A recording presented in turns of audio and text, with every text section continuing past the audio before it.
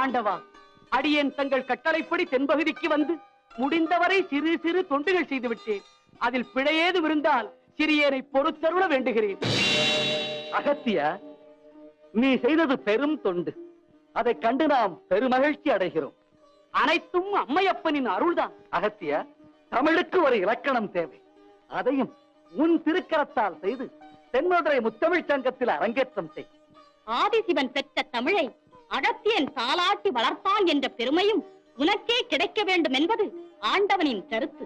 இறைவா, உங்கள் உத்தரவுப்படி இப்பொழுதே இலக்கணம் செய்ய துவக்குகிறேன். ஆனால் தமிழ்ச்சங்கத்தில் அதை அரங்கேற்றும் போது தாங்களும் அங்கிருந்து தங்கள் திருவடிகளில் அதை சமர்ப்பிக்க வேண்டும் என்பது என் ஆசை. அது சிறப்பாக நடக்க தாங்கள் என்னுள்ளிருந்து அருள் புரிய வேண்டுகிறேன். அப்படியே ஆகட்டும். ஆஹா, அன்பே சிவம் என்ற சொல்லுக்கு எடுத்துக்காட்டாக ஈசன் என்பால் வைத்துள்ள அன்புதான் என்னே.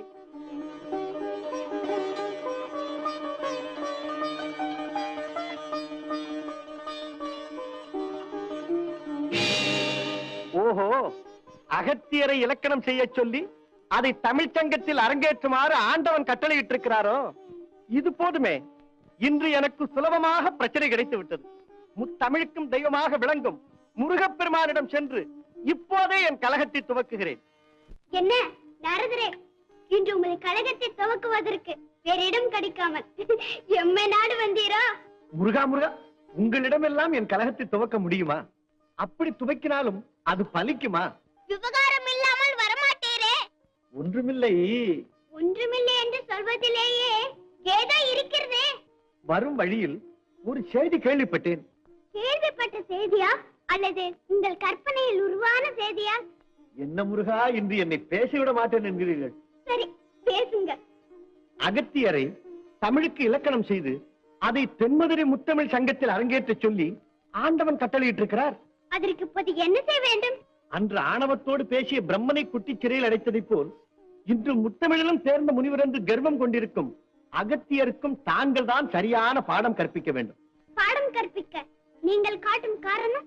தங்களிடம் உபதேசம் பெற்ற அகத்தியர் தமிழ் சங்கத்தில் அவரது இலக்கணத்தை அரங்கேற்றுவதற்கு முன்பு தமிழ் கடவுளாகிய தங்கள் பாதத்தில் வைத்து வணங்கிவிட்டல்லவா சென்றிருக்க வேண்டும். அப்படி வந்தாரா? தங்களிடம் வாழ்த்து பெற்றாரா? உண்மைதான். நீங்கள் சொல்வதிலும் ஒரு வகையான நியாயம் இருக்கத்தான் செய்கிறது. ஒரு வகையான நியாயமா? பல வகையான நியாயம் இருக்கிறது. முருகா, முத்தமிழ் சங்கத்தில் அகத்தியரின் இலக்கணம் அரங்கேற்றம் ஆகவே கூடாது. அது எப்படியாவது தாங்கள் தான் தடை செய்ய வேண்டும். சரி, அப்படியே செய்கிறேன். நாராயண் நாராயண். அப்பா, இன்று அங்குமிங்கு மலையாமல் கந்தனிடமே நமது கலகம் முடிந்தது. என்ன சொன்னேன் நாரதரே? கலகமா? ஒன்றுமில்லை. வந்து கலைகளை எல்லாம் கந்தனிடம் தான் கற்க வேண்டும் என்று சொன்னேன். தாங்கள் புறப்படுங்கள். நாராயண். அப்பப்பா, இந்த இடத்தில் எதுவுமே பேசக்கூடாது.